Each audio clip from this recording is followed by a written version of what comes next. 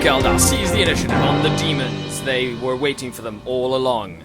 A lot of maneuvering saw the entire Screamer unit go down and the Herald take a wound. He got lucky, passing all of his lookout sir rolls against all the Ravagers that were trying to gun for him. And a Fate Weaver saved him by letting him reroll a failed lookout sir roll. All the Venoms and the Splinter Cannon Trueborn fired into the 5 wounded Demon Prince, and he passed quite a lot of saves. He had put over 20 wounds on him, and he only took 3 wounds. And the Wrecks on the far flank have moved up and boosted far enough to prevent Fate Weaver from being able to vector strike them, but also not far enough for Fate Weaver to have fly over them either. And now we're moving on to the Demons. Turn 1, will they be able to come back from such a crushing turn? We'll be back right after this. Also, in ESPN news, the Witch with the football is now in the radar, moving as fast as they can up the flank to try and score a touchdown. The Warp Storm has given all Demons +1 to their invulnerable save. The Grimoire has successfully gone off on this Demon Prince, and so has Forewarning, giving him a 2++ reroll. So instead of Screamers, I have a very nasty Demon Prince coming at me, because he's a Teenage Demon Prince. Both Demon Prince moved up, they're swooping. This Demon Prince tried to shoot a shooting weapon into that one, but I passed my Jink save. The Cultists also have a 4+ invulnerable save, and they're running up to try and provide some Puppet Master power later in the game, as well as Fate Weaver, who moved up and failed horribly to kill the Venom as he passed his Deny the Witch save against Fate Weaver's Flickering Fire of Tzeentch. And other than that, the Demon over here got a wound back from Life Leech, murdering one of the 20-man Cabalite warrior units that did take out the Screamers last turn. So, reserves. Oh, and of course, the Portal Glyph has also shown up in the backfield, but didn't do anything this turn. So reserves for the Dark Eldar and Eldar. First thing first, we have the Crimson Hunter. Secondly, it comes in, we have the Eldar Jetboats. They arrive. All the reserves are now committed. So we had a lot of shuffling. The Ravagers moved into position. The Night Spinner, this Raider, and the Raider with a football and the Warlord moved up into position so they can't be vector striked by the Helldrake if it comes on. We shot a lot of poison-guided shooting into the Demon Prince after we grounded him with a Venom, and succeeded in doing 1 wound, even with the 2++ rerollable save. The Farseer failed 2 psychic powers and succeeded in putting a wound on himself with a Perils of the Warp, trying to misfortune the creature. Question. With misfortune, it says reroll successful saves, and with the Tzeentch, it says reroll failed rolls of a 1. Of course, with the Grimoire on that stuff, he only fails on a 1. And so that means do they cancel each other out? I think they do. And of course, we pumped a lot of shots into this Demon Prince. He passed every save and feel no pain, and every single grounding test. Meanwhile, the Night Spinner overshot and hit the Sorcerer on the head, but he passed all his lookout sir rolls and killed a couple of cultists in the making, while I failed to kill the Portal Glyph with the Ravagers. In other news, the little Venom that could in the far corner took out the Herald of Tzeentch, even with Karo's Fate Weaver's reroll and rerolling a 1 for being a Tzeentch demon. It died, so no more Grimoire, which is great. And the Trueborn tried to ground Fate Weaver, but he passed his grounding test and didn't do a wound. So, quite a big turn. Now, we're moving on to Chaos Demons, turn 2, and rolling for reserves. Okay. Pink Dice is Demonettes, Helldrake, Plague Bearers. Okay. So, Demonettes do not come in, but the Helldrake and Plague Bearers do arrive. The Helldrake came on and flamed a bunch of guys. So they're still on fire. The Sorcerer tried to Puppet Master the Ravager and failed to hit with Puppet Master. Karos Fate Weaver tried to actually succeeded in Puppet Mastering the Crimson Hunter, who shot at the Ravager, and I passed my cover save, which was good. The Demon Prince actually got a wound back thanks to endurance. He will not die, and vector struck one of my Ravagers into oblivion, while the other Demon Prince actually vector struck the Raider with my Homunculus trying to knock it out, but only put 2 hull points on it, while the Portal Glyph succeeded in spawning 3 horrors, who then shot at my big 20-man unit, risking giving them a better feel no pain, but they failed their toughness test, so they actually took even more damage. In the meantime, everything else is set. We forgot to bring my jet bikes on last turn, so we're going to be bringing them on this turn, as well as me going on to Dark Eldar turn 3. Stay tuned, as the Warp Storm, actually this turn, Nurgle pooped on the warriors and killed a couple of guys. Tried to put a lot of damage onto the Demon Princes. The Crimson Hunter came in hot and put one glancing hit on the Helldrake, even though he hit 3 times with his shots. I tried to score a touchdown. They got out of the immobilized raider, moved, so got out 6, and then ran, and only ran 5 inches, and they needed a 6 to get into the end zone. The Homunculus is there with them, of course, but they have the ball still. Meanwhile, the Night Spinner shot at the Sorcerer's unit, trying to knock the Sorcerer out, and landed a hit, but only succeeded in killing 2 of the cultists. Ravager, Venoms, Trueborn, other Venoms fired into the 2 monster creatures in the backfield, as well as the big unit and the Eldar jet bikes that succeeded in grounding the larger Demon Prince, and he has 1 wound remaining, but he is still alive, and Kairos Fateweaver has taken 2 wounds, even though he is still swooping. And we'll be back right after... Oh wait, we have to roll to see if the Demonettes show up on a 3+, and they do. We had the... I Vector Strike my Crimson Hunter with the Helldrake and blew it up. He blew up a Venom with the Rack. The Rack actually needs to take a morale test. Well, a pinning test first, so pinning test for the Rack, he's okay. And then morale test for the Rack, he's okay. Then Vector struck one of these jet bikes off and moved the 1 wounded Demon Prince off. Moved Fateweaver off by putting a Hell Point on the other Venom. And then murdered this entire unit here with a Vector Strike and also with Horror Shooting, because the Protoglyph actually spawned another unit. He tried to mind control Puppet Master, one of my Splinter Cannons, to try and shoot at jet bikes, but I denied the witch. And in an extreme turn of events, the Plague Bearers charged in and did nothing to the Ravager that had been shot by... Lost a lance. Yeah, lost a lance to the shooting by... somebody shot at it, but it lost a lance. Yeah. And then we'll be back right after Dark Eldar and Eldar turn 4. Yeah, that was actually turn 3, so it'd be turn 4 next. We'll be back right after this. Oh, the Demonettes mishap, by the way.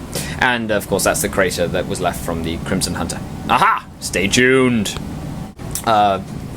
Forced the Plague Bearers to go to ground and shot them a lot, and I killed 4 of... No. 4 of them? 4. I killed 4 of them with shooting. I didn't do anything to the Helldrake. I tried to shoot the Portaglyph and missed. I did kill all the cultists, put a wound on the Sorcerer, and failed to kill him. I did score the first touchdown of the game! ESPN note, the Raider moved over, they jumped out, touched the football in the end zone, and they've succeeded in gaining 2 points. After losing my quarterback by sacking, that was actually quite good. And of course, we still don't know, because we're just testing the rules for this mission, we don't know if swooping monster creature can get the ball, but he has a hand, so he can grab it. He can only move a max of 12, so we're going to see if he can swoop around with the football and try to get a touchdown for the Demons of Chaos side. Other than that, all the reserves are now coming on as it's turn 4. We had the Farseer turn into a Herald of Tzeentch, and then shoot my unit and kill 4 guys. Ouch, but they now feel the pain 4 up because of the Tzeentch thing. Puppet Master went on to the Night Spinner, who did nothing because he failed to do anything to the Ravager. This Rack survived a lot of shooting. He's to ground, though. Demon Prince got 2 wounds back by killing them with Life Leech. That Venom got Vector Strike, blown up by Kairos Fateweaver, and the Rax got annihilated. In turn, the Helldrake went into hover mode and flamed the witches, killing 3, and they are not Soul Blaze anymore. And now, after that horrible, fateful blow, also the Demonettes mishapped again. So they'll be coming back hopefully next turn. We're moving on to Dark Eldar turn 5, and we'll see if this is the end of the game after this. And he won't be able to score a touchdown this turn because he was too far, unless he, does some sort of crazy passing over to the Herald over here if the Herald survives. We'll be back after this without a Farseer. This is going to be interesting. So, we shot a lot of Lancers into the Heldrake and did nothing. The Witches then charged in after failing to do anything with their Haywire Grenade and shooting, and put one more hull point on it, but also destroyed the Bale Flamer. The Night Spinner killed 2 of the Plague Bearers, because they actually passed their saves, which is good. And then I shot 1 Venom at Fate Weaver and put a wound on him. Didn't ground him. Shot another Venom at Fate Weaver, put a wound on him, didn't ground on him. And then the Trueborn, the 3 Trueborn with 2 Splinter Cannons, hit Fate Weaver with 5 snapshots. And knocked him down, killing Fate Weaver, because Jason used his reroll to not get knocked down, which means they get a pain token. I also succeeded in killing the Sorcerer with a lance shot, and killed the Herald back here with the 5 warriors, giving them their 3rd pain token, making them fearless again, and of course moving the jet bikes back to prevent the ball from getting into the end zone. So now we're moving on to Demon turn 5. The Demonettes are coming back in, and there's all sorts of mayhem to be had. We had this warp charge Demon Prince run in and flip the Night Spinner. That's right, he played flip the Night Spinner. Then the touchdown was scored. He got within 6 inches, and of course, immediate turnover, I get possession of the ball, and I gave it to my jet bikes. The 1 more horror was spawned. Lots of horror shooting. Shot at this Ravager. Put another hull point on. Killed another Lance. It's still alive though. And they killed the last of the Rex over here in the end zone. The Demonettes actually showed up and got into the end zone to try and score some more points, while the Bale less Flamer, less Heldrake, Vector Strike a Venom, and failed to do any damage. But the Plague Bearers also tried to charge Venom that hadn't moved and failed to do any damage to it as well. So now Jason is going to roll. Does the ref call time on the game? And it does! That's it. We'll count points and we'll be right back. And the points have been tallied. And it is a bloodbath, with the results being a draw. Another draw for Blood Bowl. What a boring sport this is. So I had 2 points because I scored a touchdown. I scored the first touchdown. I sacked the quarterback by killing the Warlord, and I got 4 points by doing 1,000 points in victory points divided by 250. And it has to be full 250 total points, which means I got 4 points. He got a touchdown for 1 point, killed my Warlord for 1 point, had more denial units in my end zone, so it's like kind of like line breaker, but you have to be within 6 inches of the board edge. And he actually killed 1,200 points of mine, which also meant that by slim margin, it's still 4-4, which means this is a down the middle draw. Thanks a lot for watching. This has been Blood Bowl again, and any comments are greatly appreciated. Make sure you stay tuned for more battle reports on the webway, the podcast, and the blog, and all that good stuff. Thanks a lot. Make sure you stay tuned for the Tactical Corner. Jason, do you have any tactical notes at the end of the game? Like what you always say, if you think the game's going bad at first, just stick with it, and you can try and get a tie or maybe even a win out of it. It was after the first turn there where you killed that whole Screamer unit, I thought I had very slim chances of winning the game, but I stuck with it and ended up with a tie, which is pretty cool. Yeah, that portal glyph really helped, because I wasn't able to kill it. And it just kept on spawning little guys, and one little horror is enough to shoot as much as like 10 horrors, so you know, it's always really nasty. The man of the match for me was the Trueborn units that snapshotted Fate Weaver out of the sky, and of course stealing the initiative.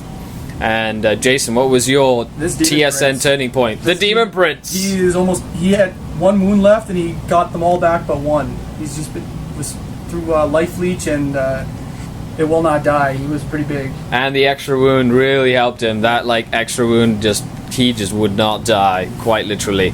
Awesome. Well, thanks a lot for watching. And this is Skari out.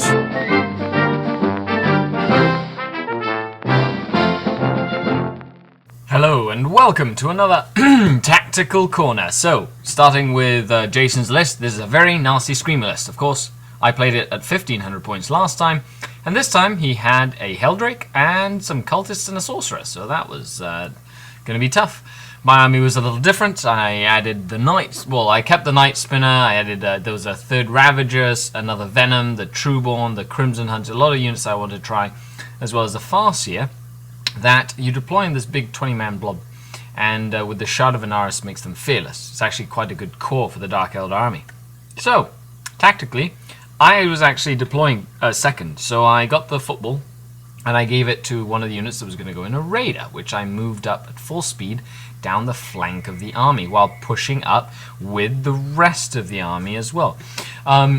Stealing initiative meant I was able to take care of all the screamers first, and that really changed the game plan as my reserves came in. Things like the Crimson Hunter, things like the Eldar jet bikes. I was able to put pressure where I needed to the most in game itself. Now the Helldrake, of course, as always, proved to be one of the nastier units that I had to try and take care of, but likewise, there were some targets that actually ended up being a lot easier for me to deal with in the game. Now, I knew I needed to take care of Fate Weaver, but the fact that he had been stuck on the other flank dealing with a venom full of racks and kept him busy really meant I was able to focus on targets that I needed to focus on. But regardless of that, I was unable to really gain any sort of advantage in the game itself, as the Demon Princes proved to be incredibly resilient.